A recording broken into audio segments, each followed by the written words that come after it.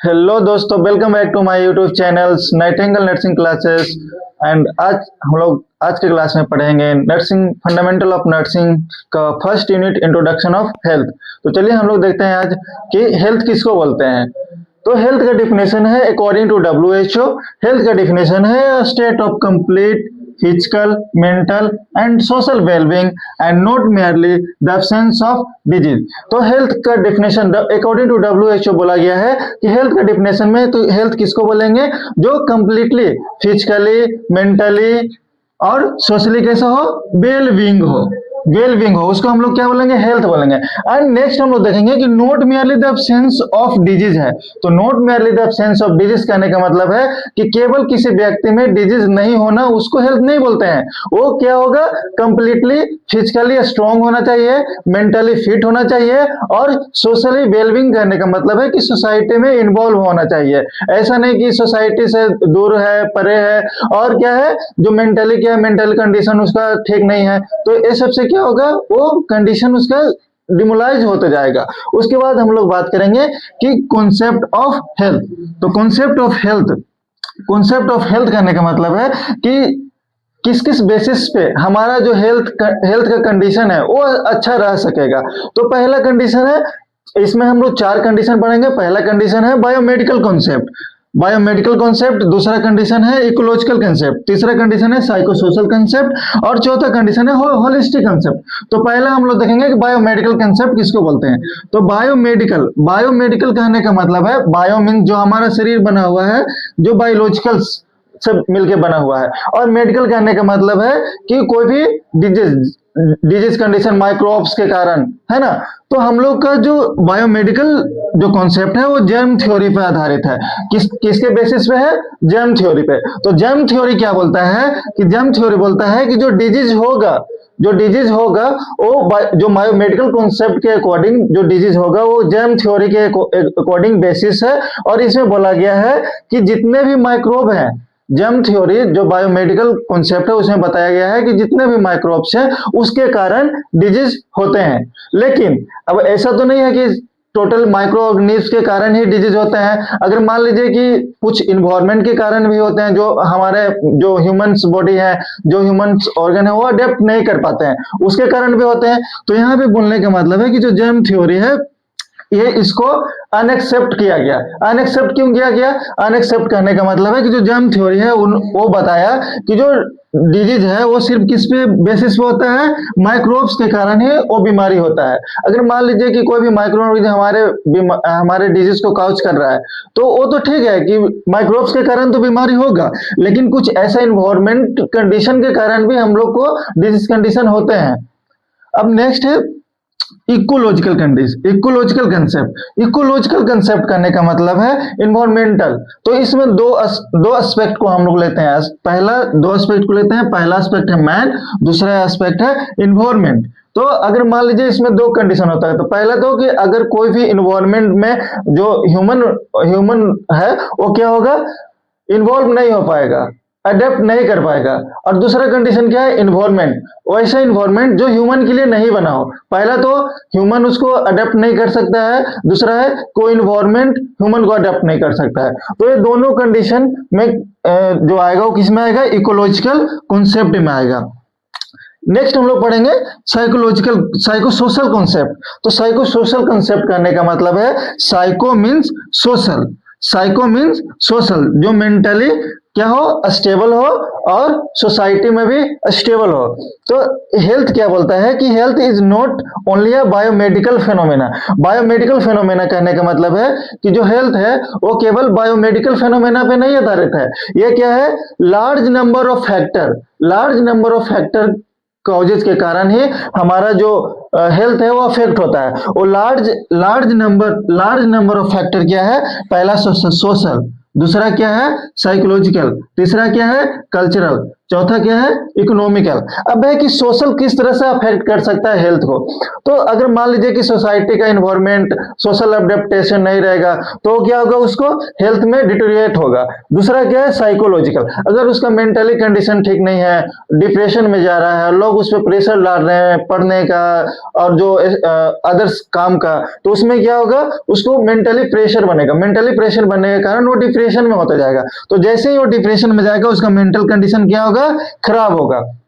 दूसरा क्या है, इकोनॉमिकल। इकोनॉमिकल कहने का मतलब है कि जैसे कि अगर ब्रेड विनर कोई भी घर का है, अगर उसका मेंटल कंडीशन खराब हो जा रहा है, तो मेंटल कंडीशन खराब होने के कारण क्या होगा कि उसका इकोनॉमिकल तो अफेक्ट होगा ही, उसका जो घर का स्थिति है वो क्या होगा, धीरे धीरे खराब होते जाएगा। तो उस कंडीशन में उसका इकोनॉमिकल्स भी अफेक्ट करता है उसका हेल्थ को। नेक्स्ट हम लोग फिर पढ़ेंगे होलिस्टिक कॉन्सेप्ट। होलिस्टिक कॉन्सेप्ट कहने का मतलब है, इसमें क्या होगा, तीनों इंक्लूड होगा। कौन कौन सा इंक्लूड होगा, बायोमेडिकल कॉन्सेप्ट इंक्लूड होगा, इकोलॉजिकल कॉन्सेप्ट इंक्लूड होगा और साइकोसोशल कॉन्सेप्ट इंक्लूड होगा। जितना भी कॉन्सेप्ट है, बायोमेडिकल कॉन्सेप्ट, इकोलॉजिकल कॉन्सेप्ट और साइकोसोशल कॉन्सेप्ट, तीनों किस में इंक्लूड होंगे, होलिस्टिक कॉन्सेप्ट में। अब देखोगे यहाँ पे लिखा हुआ है, it include of all the above concept. जो भी तीनों ऊपर वाला कॉन्सेप्ट है सब किसमें इन्वॉल्व होंगे, होलिस्टिक कॉन्सेप्ट में। और ये क्या कह रहा है कि it recognise the strength of social, economical, environmental etcetera. और जो होलिस्टिक कॉन्सेप्ट है किस पे रिकॉग्नाइज होता है, किस बेसिस पे काम करता है, तो पहला क्या है, सोशल कॉन्सेप्ट पे। दूसरा क्या है, इकोनॉमिकल पे। चौथा क्या है, इन्वायरमेंट पे। कहने का मतलब है कि उसका अगर सोशली वो अडेप्ट है, सोशली अच्छा है, तो उसका क्या होगा, जो हेल्थ है वो भी अच्छा होगा। अगर उसका इकोनॉमिकल है, मतलब अच्छे घर से है, अच्छा उसका फैमिली इनकम है, तो उससे क्या होगा, जो भी उसका न्यूट्रिएंट जो चाहिए उसको प्रॉपर मिलेगा। तो न्यूट्रिएंट प्रॉपर मिलेगा तो क्या होगा, डिजीज कंडीशन होने का चांसेस कम रहेगा। और इन्वायरमेंटल, अगर जो इन्वायरमेंटल उसको चाहिए वो इन्वायरमेंटल अडेप्ट कर पाएगा तो उसको क्या होगा, कोई परेशानी नहीं होगी। नेक्स्ट हम लोग देखेंगे डायमेंशन ऑफ हेल्थ। तो डायमेंशन ऑफ हेल्थ में 6 एलिमेंट्स है। पहला है फिजिकल डायमेंशन, दूसरा है emotional dimension, social dimension, spiritual dimension, intellectual dimension और वोकेशनल डायमेंशन।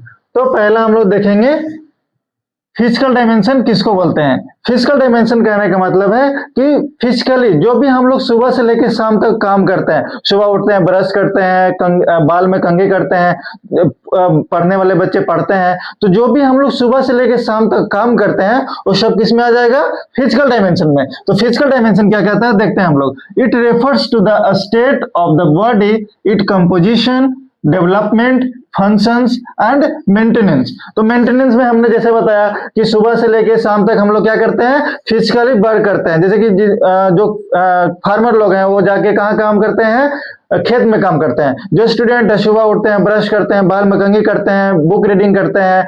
जो क्रिकेटर लोग है वो अपना सुबह उठ के क्या करता है, प्रैक्टिस के लिए निकलता है।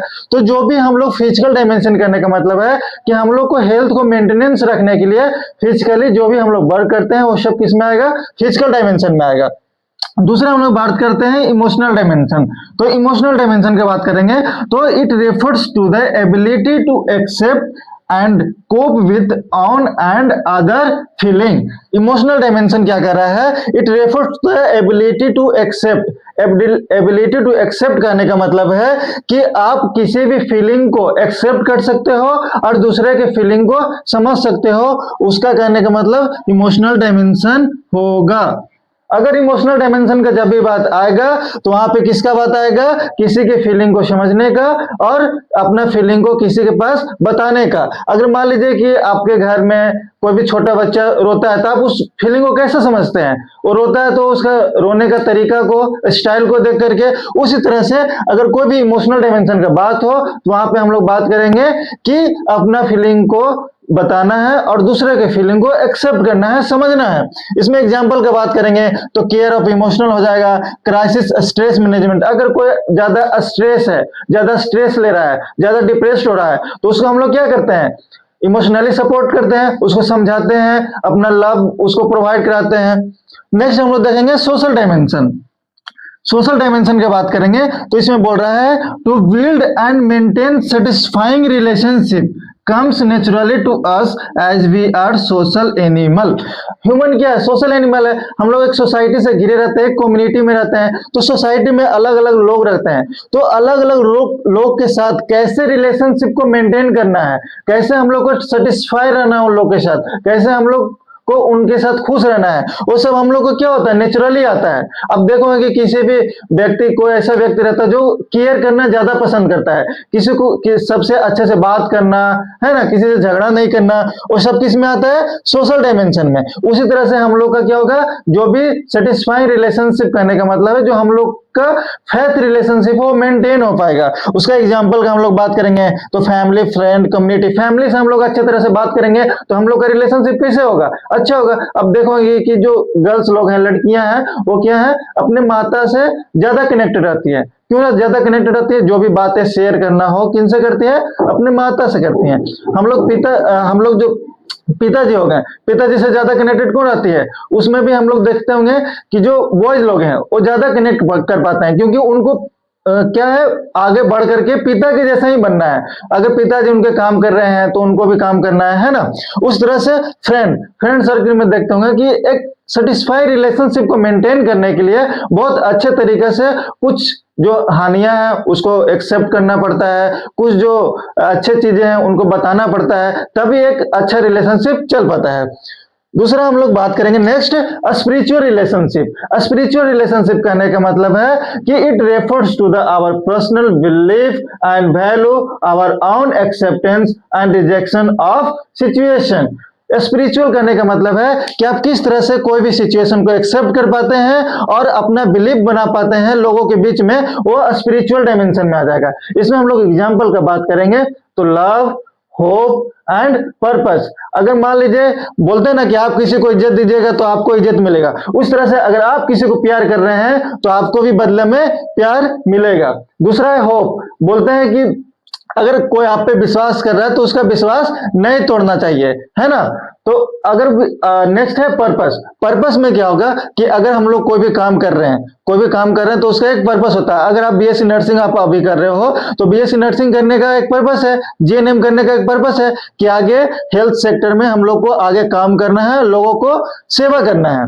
नेक्स्ट हम लोग देखेंगे इंटेलेक्चुअल डायमेंशन। इंटेलेक्चुअल डायमेंशन कहने का मतलब है it is a cognitive ability to develop skills and knowledge to enhance one's life. Intellectual dimension में होगा कॉग्निटिव एबिलिटी। आप किस तरह से सोचते हैं, आप किस तरह से नॉलेज को इनहांस करते हैं। अगर मान लीजिए आपके पास नॉलेज है, स्किल्स है, तभी आप अपने लाइफ में आगे बढ़ पाएंगे, है ना, किसी को समझा पाएंगे। अगर नॉलेज आपके पास नहीं है, स्किल आपके पास नहीं है, तो आप पेशेंट्स को इंजेक्शन दे पाएंगे? नहीं दे पाएंगे। तो नॉलेज और स्किल दोनों होना बहुत इंपॉर्टेंट है। तो इसका एग्जांपल में हम लोग देखेंगे एजुकेशन एंड करियर डेवलपमेंट। अब है एजुकेशन क्यों आया जी? अगर एजुकेशन नहीं आएगा तो आपका स्किल कैसे बनेगा, है ना। तो एजुकेशन होना मनुष्य में बहुत इंपॉर्टेंट है। नेक्स्ट है करियर डेवलपमेंट। अगर एजुकेशन होगा तो करियर डेवलपमेंट भी होगा। अगर मान लीजिए आप अभी पढ़ रहे हैं, आप पास आउट होइएगा, यूनिवर्सिटी एग्जाम, फोर्थ ईयर का एग्जाम खत्म कीजिएगा, उसके बाद क्या कीजिएगा? नोट सेट का तैयारी, कॉम्पिटिटिव एग्जाम का प्रिपरेशन कीजिएगा, तो कैरियर डेवलपमेंट हो रहा है ना। नेक्स्ट हम लोग देखेंगे फैक्टर इन्फ्लुएंसिंग ऑफ हेल्थ। कौन कौन सा ऐसा फैक्टर है जो हेल्थ को इन्फ्लुएंस करता है ना। तो इसमें दो फैक्टर हैं, पहला इंटरनल फैक्टर और दूसरा एक्सटर्नल फैक्टर। तो इंटरनल फैक्टर की बात करेंगे कि इंटरनल फैक्टर किसको बोलते हैं।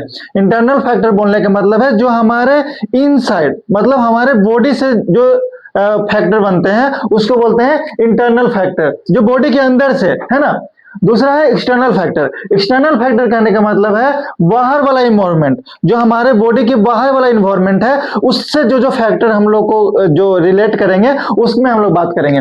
तो इंटरनल फैक्टर का हम लोग सबसे पहले हम लोग इंटरनल फैक्टर का बात करते हैं। तो इंटरनल फैक्टर में पहला है फिजिकल एंड बायोलॉजिकल फैक्टर। तो फिजिकल एंड बायोलॉजिकल फैक्टर कहने का मतलब बायोलॉजिकल कहने का मतलब क्या कि जो हमारा बॉडी है वो क्या है, जेनेटिक्स से मिलकर बना हुआ है ना। तो पहला इसमें क्या आएगा, जेनेटिक कहने का मतलब है कि जो भी जैसे कि क्रोमोसोमल डिफॉर्मिटी होने के कारण हम लोग क्या होता है, बहुत सारे डिजीज कंडीशन होते हैं, है ना। दूसरा है एज के अकॉर्डिंग। एज में आप लोग देखे हुए हैं कि जैसे कि एबव 45 इयर्स या जो चिल्ड्रन है, इन्फेंट है, प्रीमेच्योर इन्फेंट, वो लोग को क्या होता है, ज्यादा बीमार होते हैं, है ना। तो एज और जेनेटिक दोनों हो गया। नेक्स्ट हम लोग देखेंगे साइकोलॉजिकल। तो साइकोलॉजिकल फैक्टर में क्या आएगा? Psychological means, psycho means related to mind. तो साइकोलॉजिकल फैक्टर में हम लोग बात करेंगे तो इमोशनल रिएक्शन आएंगे एंड सेल्फ कंसेप्ट आएंगे। इमोशनल रिएक्शन कहने का मतलब है कि आप किस तरह से किसी भी सिचुएशन को हैंडल करते हो, किस तरह से रिएक्ट करते हो, है ना। अगर मान लीजिए आप बहुत डिप्रेस्ड हो रहे हैं, स्ट्रेस ले रहे हैं, तो उससे क्या होगा? आपके हेल्थ को अफेक्ट पड़ेगा ही पड़ेगा, अफेक्ट होगा ही होगा आपका हेल्थ। उसके बाद है सेल्फ कंसेप्ट। सेल्फ कंसेप्ट में जैसे कि सुनते हैं ना लोग कि जैसा आप सोचते हो वैसा करते हो, तो वही है सेल्फ कंसेप्ट में, जैसा आप सोचोगे वैसा बनोगे।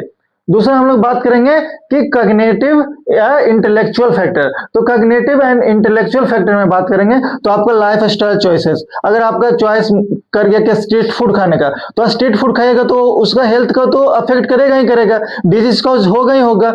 नेक्स्ट हम लोग बात करेंगे एक्सटर्नल फैक्टर के बारे में। तो एक्सटर्नल फैक्टर का जब भी हम लोग बात करेंगे तो एक्सटर्नल फैक्टर में हमने क्या बताया कि जो बाहरी वाला फैक्टर, जो बाहरी वाला इन्वायरमेंट से जो डिजीज, जो हेल्थ को अफेक्ट करता है, उसको हम लोग एक्सटर्नल फैक्टर बोलते हैं। तो एक्सटर्नल फैक्टर में हम लोग बात करेंगे, पहला क्या है? Physical environment. अब फिजिकल इन्वायरमेंट, बाहरी वाला इलाका। अगर मान लीजिए आप रूम में है, पूरा पैकिंग किए हुए हैं रूम को, ना वेंटिलेशन का प्रॉपर व्यवस्था। वेंटिलेशन कहने का मतलब जो भी आपका ह्यूमिड है, जो रूम का ह्यूमिड है, जो बाहर का इन्वायरमेंट है, दोनों आपस में इधर का ह्यूमिड बाहर जा सके और बाहर का इन्वायरमेंट का हवा अंदर आ सके, ये होता है। तो पुअर वेंटिलेशन। पुअर वेंटिलेशन कहने का मतलब है आप जो पूरा प्रॉपर जो रूम बना है उसका वेंटिलेशन प्रॉपर नहीं है, तो उससे क्या होगा? आपको सफोकेशन होगी, है ना, रिस्पिरेटरी प्रॉब्लम होगा, सांस लेने में दिक्कत आएगी। तो वेंटिलेटेड, प्योर वेंटिलेटेड होना जरूरी है। नेक्स्ट है pollution of air and soil. अगर मान लीजिए कि गंदा हवा, इंडस्ट्री वगैरह हो गया, है ना, गंदा पानी पी रहे हैं, तो उससे डिजीज होगा। नेक्स्ट है biological environment. Biological environment related to biological related to germ theory. फिर से हम लोग कहां चले जाएंगे? जर्म थ्योरी पे। तो जर्म थ्योरी क्या बोलता था कि जो भी डिजीज ह्यूमन को काउज करता है वो किसी न किसी माइक्रो ऑर्गेनिज्म के कारण ही होता है। तो बायोलॉजिकल जब भी बात आएगा बायोलॉजिकल फैक्टर का, तो बायोलॉजिकल फैक्टर में पहला वायरस होगा, बैक्टीरिया होगा, फंगी होगा, प्रोटोजोआ होगा और अदर बहुत सारे माइक्रो ऑर्गेनिज्म हैं, वो सब होंगे। नेक्स्ट है साइकोसोशल इन्वायरमेंट। तो साइकोसोशल इन्वायरमेंट का जब भी हम लोग बात करेंगे तो उसमें सोशल एटीट्यूड का बात करेंगे और एजुकेशन का बात करेंगे। तो साइकोसोशल फैक्टर करने का मतलब है कि सोसाइटी में आप किस तरह से आप रहते हैं। अगर मान लीजिए आपके पास एजुकेशन नहीं है, इलिटरेट है आप, मतलब पढ़े लिखे नहीं है, तो पढ़े लिखे नहीं है तो आप किस तरह से बड़ों से बात करना चाहिए, किस तरह से छोटों से बात करना चाहिए, वो आपको नॉलेज नहीं होगी। अगर मान लीजिए वो नॉलेज नहीं होगा तो आप किसी को रिस्पेक्ट नहीं दीजिएगा तो आपको रिस्पेक्ट नहीं देगा। अगर आपको रिस्पेक्ट नहीं देगा तो आपका क्या होगा? जो भी मेंटली है वो अफेक्ट होगा। तो अगर मेंटली अफेक्ट होने के कारण जो भी आपका मेंटल हेल्थ कंडीशन है वो क्या होगा? इलनेस की ओर जाएगा, है ना। दूसरा हम लोग देते हैं standard of living. Standard of living में करने का मतलब है आप किस तरह से डेली लाइफ में जीते हो, है ना, आप किस तरह से डेली लाइफ में रहते हो, आप अपना पर्सनल हाइजीन मेंटेन कर रहे हो कि नहीं कर रहे हो, सब स्टैंडर्ड ऑफ लिविंग में भी आ जाएगा। उसके बाद है सोशियो कल्चरल। सोशियो कल्चरल कहने का मतलब है कि सोसाइटी में आप किस तरह से रहते हो, किस तरह से आपका एक्टिविटी है ना। तो पहला है लाइफ स्टाइल, दूसरा है फैमिली बैकग्राउंड। लाइफ स्टाइल कहने का मतलब है कि आपका डेली रूटीन में आपका किस तरह से वर्कआउट है, उसी पे आपका हेल्थ का डिफाइन करेंगे हम लोग। अगर मान लीजिए कि आप सुबह उठते हो, अपना हाइजीन मेंटेन नहीं करते हो, ब्रश नहीं करते हो, बाल में कंघी नहीं करते हो, तो क्या होगा? आपका लाइफ स्टाइल क्या होगा? डिमोलाइज होगा ना। नेक्स्ट क्या है? Family background. फैमिली बैकग्राउंड करने का मतलब है कि आपका सोर्स ऑफ इनकम बहुत कम है, तो उससे भी क्या होगा? हेल्थ को इफेक्ट पड़ेगा। हेल्थ को तो इफेक्ट पड़ेगा ना, अगर इनकम नहीं है तो हेल्थ को इफेक्ट पड़ना ही पड़ना है। अगर मान लीजिए कि कोई भी पुअर फैमिली है, तो पुअर फैमिली है तो वो तो पहले अपना पेट भरना चाहेगा ना, वो तो नहीं चाहेगा कि हाँ प्रॉपर न्यूट्रिएंट मिल रहा है कि नहीं मिल रहा है, वो तो चाहेगा कि जो खाना मिला 2 वक्त का रोटी सिर्फ मिल जाना चाहिए। तो ये था आपका फैक्टर इन्फ्लुएंसिंग ऑफ हेल्थ। दूसरा हम लोग बात करेंगे causes and risk factor for developing illness. Causes and risk factor of developing illness. जो भी इलनेस है वो किस किस फैक्टर से और कौन कौन सा कारण से कॉज होता है ना। तो पहला इसमें है जेनेटिक फैक्टर। तो जेनेटिक फैक्टर में हम लोग बात करेंगे फैमिली हिस्ट्री के बारे में। जैसे कि बहुत सारे ऐसे बीमारी हैं, अगर फैमिली हिस्ट्री से चला आ रहा है, कहने का मतलब है किसी का डायबिटीज मेलाइटिस। डायबिटीज मेलाइटिस क्या है? जेनेटिक्स बीमारी है। अगर किसी को हुआ है तो वो ट्रांसफर होने का चांसेस रहता है। और हो गया हाइपरटेंशन। हाइपरटेंशन भी क्या है? अगर किसी भी व्यक्ति को, आपके घर में दादा को, मामा को, है ना, पिताजी को, अगर किसी को हुआ है तो ट्रांसफर होने का चांसेस रहता है। उसके बाद है नेक्स्ट हम देखेंगे फिजियोलॉजिकल फैक्टर। फिजियोलॉजिकल फैक्टर कहने का मतलब है प्रेगनेंसी, है ना, ओवरवेट हो रहा है तो उसमें लिपिड का मात्रा बढ़ेगा, लिपिड का मात्रा बढ़ेगा तो हाइपरलिपिडेमिया होगा, है ना। हाइपरलिपिडेमिया से बहुत सारे फैक्टर एथेरोस्क्लेरोसिस वगैरह काउज करते हैं। नेक्स्ट है एज। एज भी बहुत मायने रखता है। एज करने का मतलब आप देखो होंगे कि यंग अडल्ट है, जैसे कि ओल्ड एज है ना, तो ओल्ड एज में भी होते हैं जो 45 ईयर्स के बाद ओल्ड एज हम लोग गिनने लगते हैं, है ना। तो ओल्ड एज में हम लोग देखेंगे जब 45 ईयर्स हो जाता है उसके बाद बहुत सारे ऐसे डिजीज हैं जैसे कि डायबिटीज हो गया, हाइपरटेंशन हो गया, ये कॉमन बीमारी होना स्टार्ट हो जाते हैं। और हम लोग एज का बात करेंगे कि pre mature infant. Pre mature infant करने का मतलब है कि प्रॉपर मेच्योर नहीं है। जितना वीक में उसको होना चाहिए था, 37 वीक में होना चाहिए था, वो हो गया कितना, 32 वीक, 31 वीक, है ना। तो उसमें क्या होगा, प्री मेच्योर बेबी है तो उसमें बहुत सारे बीमारी होने के चांसेस रहते हैं। नेक्स्ट है इन्वायरमेंट। इन्वायरमेंट कहने का मतलब है कि पोल्यूशन, है ना। अगर मान लीजिए पोल्यूशन एयर है, पोल्यूटेड एयर है, पोल्यूटेड वाटर है, पोल्यूटेड सॉइल है, तो उससे बीमारी जैसे टाइफाइड वगैरह, मलेरिया वगैरह कैसे होता है? बरसात के दिनों में ज्यादा होता है। तो बरसात के दिनों में क्यों ज्यादा होता है? क्योंकि गंदा पानी जो रहता है, अगर उसको हम लोग बॉयल करके नहीं पी रहे तो उससे अदर बीमारी होते हैं, है ना। अगर मान लीजिए कि खाना आप खा रहे हैं तो खाना खाने में क्या हो गया, अगर एक दिन पहले का खाना खा रहे हैं उससे भी बीमारी कॉज करती है। दूसरा इंडस्ट्रियल वर्कर। इंडस्ट्रियल वर्कर में देखा हुआ है कि जैसे कोई जा रहा है, लोहा फैक्ट्री में काम कर रहा है, कुर्सी बनाने वाला फैक्ट्री में काम कर रहा है, जहां बहुत सारे पोल्यूटेड एयर निकलते हैं। तो पोल्यूटेड एयर निकलने के कारण क्या होगा, उनको बहुत सारे रिस्पिरेटरी बीमारी होने का चांसेस रहेगा, जैसे निमोनिया होगा, अस्थमा हो गया, है ना, ये सब कॉज होने का चांसेस रहेगा। नेक्स्ट हम लोग बात करेंगे लाइफ स्टाइल के बारे में। लाइफ स्टाइल में फिर से वही आ जाएगा, आपका हैबिट कैसा है डेली लाइफ में, आपका बिहेवियर कैसा है, आपका हाइजीन मेंटेन कर रहे हैं कि नहीं कर रहे हैं।